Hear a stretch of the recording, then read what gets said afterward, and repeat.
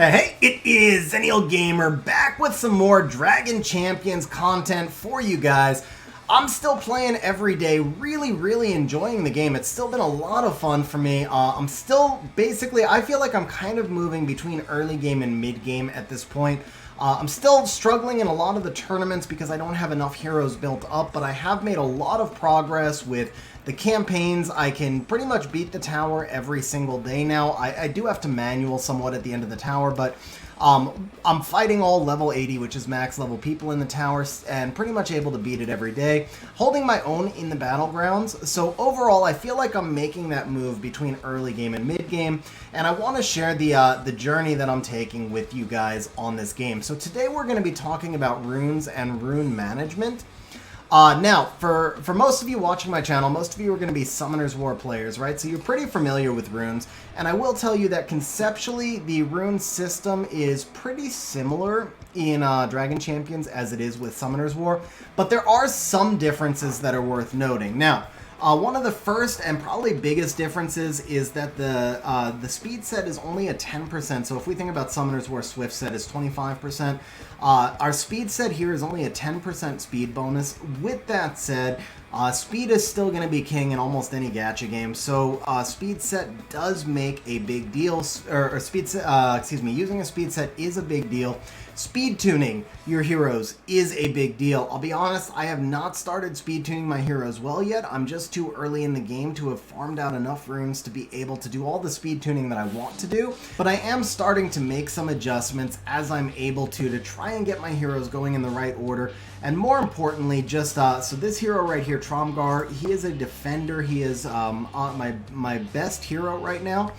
In terms of he's fully skilled up. He's got a couple of pieces on his gear level 11, which is the max level. He is 7-star. He's got some of my best runes, and I use him in almost every fight. So I have tried to make him as fast as I could. He is not my fastest hero, but he is as fast as I've been able to make him. Some of that goes back to base speed, right, guys? So I try and have him act early because his skill 2 right here is a taunt, or for those of you who are used to Summoner's War, it's like a provoke, right? And so if he's able to taunt at the start of the fight, he pulls all that damage into himself, which is really helpful. So you want him to taunt before the enemy goes, or before as many of the enemies as you can go.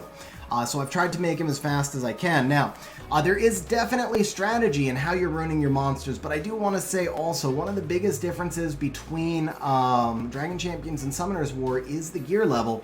Obviously, the gear levels provide the vast majority of your innate stats. Now, the runes are amplifying those stats, but the runes are not the center of the game, where in Summoner's War, it's all about the runes, right? Artifacts are a nice bonus, but it really comes down to runes and a little bit to base stats. In Dragon Champions, it comes down to your gear level. The thing is, eventually, endgame players are all going to have max gear levels, and then the runes are what are going to differentiate those players. But it's going to provide a smaller differentiation than it would in, say, Summoner's War. Again, doing that comparison right there. So as we're looking at our runes, one of the things to keep in mind is that the runic journey is where you're going to farm a lot of your runes in the early game. But what I'm finding is that in the even in transitioning to mid game, the runes that you get out of the Runic Journey campaign are just, they're basically filler runes for your lower level champions. So we can see right here, I have made it to the final stage. I've beaten the first 5 campaigns. So we can see right here, I have made it to the final campaign. I've managed to 3-star the first 5 stages of this campaign. I've got 3 left. So in this final campaign, you can farm out 3-star green runes, which are the... basically, green runes start with 1 substat, right? And then these gray runes start with no substats. If we look at every stage before that, you can only farm out 2-star green runes. So as you're going through all your earlier stages, each stage correlates to a rune set. So, or excuse me, they're called acts. I can see it's acts on the bottom. So the first act is basically your health runes. The second act is your armor runes, which were recently changed from being shield runes. Your third act is crit chance runes, and so on. We'll look at the rune sets in a minute. But after you've beaten all of the acts, then you get to the final act. And here, each stage represents a type of rune. So your first stage now is health runes. But one big difference is that on the health stage, on Act 1 rather, If you farm Act 1, Stage 1, you're getting Slot 1 runes. If you farm Act 1, Stage 5, you're getting Slot 5 runes. So you can kind of pick your runes there. On the final stage, you're just going to get a random slot of runes, but you are getting 3-star runes. So if you farm a lot in advance to make sure you have a variety of runes, then you're going to be better prepared. But if you need to find a specific rune for a specific slot, it's going to be really hard to get it on short notice, at least at a 3-star level, and you may have to go to an earlier act in order to get that rune in a 2-star version. Now again, these are all the green runes, so what you're going to find is that your blues and your purples, those are pretty much all event runes. So if we look at the battle pass, and you guys can see I did spend the, I think it's like $10.99 a month to get these premium rewards, and included in the premium rewards is a full complement of 4-star purple runes, which are the runes that start with 3 substats, and then 4-star is really, really powerful. So these become some of my best overall runes. You do still, even if you spend the $10.99, you still have to complete all the quests and do all the activities, which I actually just completed my season right here, but it's very worthwhile. I mean, you get the you get a lot of gear level fragments, you get some extra hero fragments, you get a ton of Dracoins. Like I got 675 today, I got 550 with the last stage, and that's just on the bonus side, right? So it was actually 900 Dracoins last week. And then the 675 today. I also got 50 Spheres of Resilience, which is going to help me with my gear level 11 legendary gear. We got some legendary ability scrolls. So yeah, very worthwhile. But anyway, with that said, so this is one place that you can get really good runes. Now another place that you can get runes is in the shop. And I'm always struggling for gold because I'm early game, but I have seen some videos from people who are much later on in the game. I know that they have got tons and tons of gold available. I'm sure that the biggest reason I struggle for gold is because it costs a lot of gold to level 80 your heroes and then put their initial rune set and plus 16 on them. So as I'm building all my heroes right now, I'm burning gold the second I get it, but I'm sure that down the road, once all my heroes are level 80 and I don't have that particular gold sink, most of my gold is going to start moving to the runes in the rune shop. So we can look 1.2 million gold for a 4-star purple, 600,000 gold for a 3-star purple, or 1 million gold for a 4-star blue. And this allows, I mean, this rune, man, I wish I had 1 million gold. This is a really good rune. That's a max roll speed right there. It's not a max roll in the health percent, but it's a max roll speed. It's armor percentage. This is an awesome rune. I really want this rune. I wish I hadn't looked at that rune now. Now I wish I hadn't looked at that rune because I really wish I had 1 million gold. But anyway, with that said, you do get about 500,000 gold a day from the tower, and then you get some additional gold from achievements and stuff. I just spend it as fast as I get it. But so this is another place where you can get your purple and your blue runes, which again, you know, so it's all going to be an upgrade over what you're farming in the runic journey. Now the last place that you're going to get the runes is from the events. So we come into the event screen right here, and if we look at some of the upcoming events, we can see Expedition Rare Armor runes. So this is going to give us an opportunity to farm out these 3-star blue runes.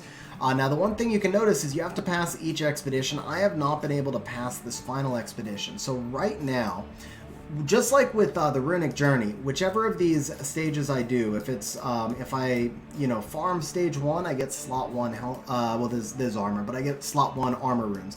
If I farm stage 5, I get slot 5, and so on.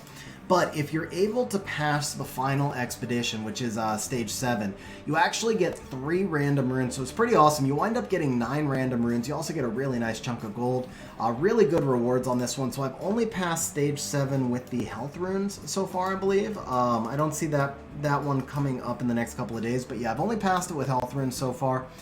But once you pass stage 7, you're going to be farming, once you pass all the stage 7s, you're going to be farming out 9 blue runes a day from here. If you just click on this rune sets, but it's not really a button, but if you click on rune sets on the bottom, you can see what all the rune sets are. So we've got armor, which is a 2 set for 20% armor bonus. We've got a 4 set for 15% damage, a 4 set for 30% crit damage, a 2 set for 8% crit chance. So a triple 2 set there gives you 24% crit chance. And then we have 2 sets for tenacity and potency. another 2 set for 10% health, and a 4 set for speed. So largely this is, again, for the Summoner's War players, largely this is going to be very comparable to Summoner's War, just slightly lower numbers, right? So we're used to getting 15% health for a 2 set, here it's 10. We're used to getting 25% speed for a 4 set, here it's 10. Tenacity and potency, that's kind of like accuracy and resistance. So your tenacity would be your accuracy, your potency would be your accuracy, and your tenacity would be your resistance. So there are some monsters where you really do want to make sure the potency is up high, and then putting a high tenacity on your defenders can be really helpful as well. Generally speaking, what I've been doing so far is for my defenders, I use either speed or health or armor runes. For the most part, I stick to those 3 on the defenders. For my nukers, I'm mostly using crit chance runes right now. I've only got crit damage runes on 1 monster so far. Excuse me, one hero so far. The reason for that is because a lot of your crit chance comes from the pieces of gear you get at gear level 11. It's like innate crit chance. And I don't have that many gear level 11 heroes, and none of them have completed their gear level 11 sets. So my crit chance is so low that I don't feel like I'm benefiting enough from a crit damage set. So I actually have a bunch of purple 4-star crit damage runes that I've gotten through various events, but I'm not using that many of them yet simply because I just don't get enough benefit from them. So for my nukers, like I said, I mostly stick to either damage or crit chance. I tend to use a lot of a lot of health as an offset, and that's largely just because health runes are the one, as I said, the one event where I've actually 3-starred stage 7, so I've got more good health runes than anything else because I get 9 of them every time that event comes up. I will use some armor offsets if they're good runes as well, especially on my defenders.